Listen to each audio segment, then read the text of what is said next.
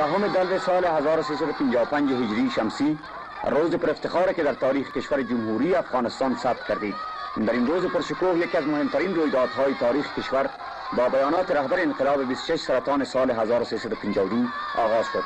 ورق زرینی که تا پایان جهان تشعشع آن راه ما را به سوی آینده روشن خواهد کرد. یاد این روز پر افتخار را گرامی می‌داریم و گرامی خواهیم داشت. رهبر انقلاب شاغل محمد داود در حالی که موتر حاملشان توسط یک دست از موتورسیکل سواران بدرقه می‌شد به سوی تالار اولین لوی جرگه اداری کشور کاندید کنند و باز هم این مسئولیت بزرگ ملی را به عهده بگیرند. رئیس لوی جرگه به اثر اصرار مکرر اعضای مجلس از شاغل محمد داود خواهش نمود تا به این تقاضای نمایندگان ملت افغانستان پاسخ گویند.